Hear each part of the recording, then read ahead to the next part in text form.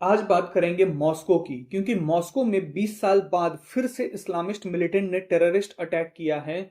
हम बात कर रहे हैं 2004 बेसलान स्कूल सीज की, जिसमें 1000 से ज्यादा लोगों को बंदी बनाया गया। इसमें बच्चे भी शामिल थे और सैकड़ों लोगों की जान गई। लेकिन अभी जो हमला हुआ है उसमें एक कॉन्सर्ट हॉल को टारगेट किया गया है। ऐसा नहीं है कि ये कॉन्सर्ट हॉल किसी रिमोट लोकेशन में था। यह क्रेमलिन से सिर्फ 20 किलोमीटर दूर है। अटैक की टाइमिंग देखो, अभी 18 मार्च को ही व्लादिमीर पुतिन फिर से रिकॉर्ड वोटों के साथ प्रेसिडेंट का चुनाव जीते हैं। वैसे रशिया में होने वाले इलेक्शन डिस्प्यूटेड होते हैं, लेकिन वो इस वीडियो का पॉइंट नहीं है। तो अब व्लादिमीर पुतिन 2023 तक रूस के राष्ट्रपति रहेंगे। तो देखो, जिस कॉन्सर्ट हॉल पर हमला हुआ है उसकी कैपेसिटी 6000 से अधिक लोगों की थी। सोवियत काल का एक बैंड है पिकनिक जो कि परफॉर्म करने वाला था। न्यूज एजेंसी रॉयटर्स ने एक वेरीफाइड वीडियो का जिक्र किया है जिसके अनुसार सब कुछ सही चल रहा था। लोग अपनी सीटों पर बैठने जा रहे थे, तभी अचानक गोलियों की आवाज आने लगी। सब लोग एग्जिट गेट की तरफ भागने लगे। थोड़ी ही देर में पूरी तरह से भगदड़ मच गया। इनिशियल रिपोर्ट से यह पता चला कि कम से कम 5 लोग कैमोफ्लेज ड्रेस में, वो जो आर्मी की यूनिफॉर्म की तरह दिखता है, उसी तरह के कपड़े पहने हुए लोग गोलियां चलाते हुए कॉन्सर्ट हॉल के अंदर घुसे और लोगों पर हमला कर दिया। 60 से ज्यादा लोगों की जान जा चुकी है, 145 लोग घायल हैं, जिसमें से 60 क्रिटिकल कंडीशन में हैं।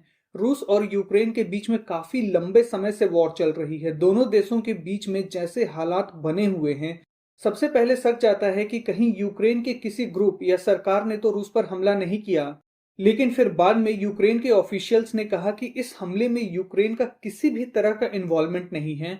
कुछ पता नहीं चल रहा था कि आखिर यह हमला क्यों हुआ और किसने किया। चारों तरफ केओस फैला हुआ था। इसी बीच टेलीग्राम पर एक मैसेज आता है, उसमें इस्लामिक स्टेट इस हमले की जिम्मेदारी लेता है। यूनाइटेड स्टेट्स और बाकी वेस्टर्न कंट्रीज की इंटेलिजेंस ने इस्लामिक स्टेट की इस क्लेम को कंफर्म किया। वेस्टर्न कंट्रीज के लिए इस अटैक के सोर्स को कंफर्म करना इसलिए भी इंपॉर्टेंट हो जाता है ताकि यूक्रेन पर शक ना जाए, क्योंकि वेस्टर्न कंट्रीज को शक था कि पुतिन इस पूरी घटना को अलग मोड़ देने के लिए इस हमले का दोष यूक्रेन पर डाल सकते हैं। अटैक करने वालों का क्या हुआ, वो भाग गए, मारे गए या पकड़ लिए गए, अभी तक कुछ पता नहीं चल पाया है। शायद वो भागने में कामयाब रहे हैं, क्योंकि अभी रशिया में देखो क्या है कि हर जगह नाकाबंदी वाला माहौल है। सिक्योरिटी टाइट है, चाहे वो एयरपोर्ट हो, बस स्टैंड हो या रेलवे स्टेशन। पूरी कैपिटल को सील कर दिया गया है। सारे बड़े पब्लिक फंक्शंस को कैंसिल कर दिया गया है। यूनाइटेड स्टेट्स ने भी कहा कि कुछ सप्ताह पहले हमने मॉस्को पर इसी तरह के हमले की चेतावनी दी थी। देखो, अभी मिडिल ईस्ट में इजराइल और फिलिस्तीन के बीच में कॉन्फ्लिक्ट चल रहा है, जिस वजह से इजराइल यानी कि ज्यूस लोगों के रिलीजियस प्लेसेस जैसे कि सिनेगॉग इस्लामिक कट्टरपंथियों के निशाने पर हैं।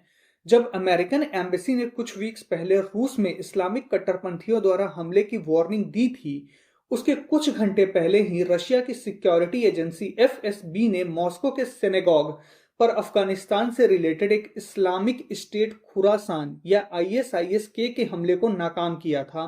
देखिए, ऐसा बहुत रेयर होता है कि रूस पर इस्लामिक कट्टरपंथियों का हमला हो, लेकिन क्या पॉसिबल कारण हो सकते हैं अभी हुए कॉन्सर्ट हॉल के हमले के पीछे? देखिए, कोई क्लियर रीजन अभी तक पता नहीं चला है, ना ही इस्लामिक स्टेट ने कोई क्लियर रीजन बताया है। लेकिन अगर हम एक अनुमान लगाने की कोशिश करें तो जो इस्लामिक स्टेट है वो Afghanistan, Pakistan, Turkmenistan, Tajikistan, Uzbekistan और ईरान जैसे देशों में खलीफा स्टेट यानी कि इस्लामिक राज्य कायम करना चाहते हैं।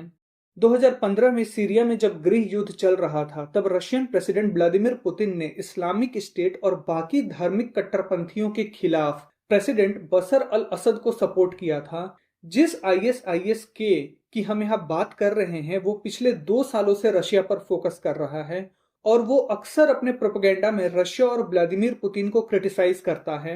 आईएसआईएस के ने इस हमले की जिम्मेदारी ली है, ऐसा कहना है रॉयटर्स का। लेकिन अगर आप अल जजीरा की मानो तो इस हमले की जिम्मेदारी ली है Islamic state of Iraq and the Levant ने, जिसे Islamic state of Iraq and Syria भी कहा जाता है।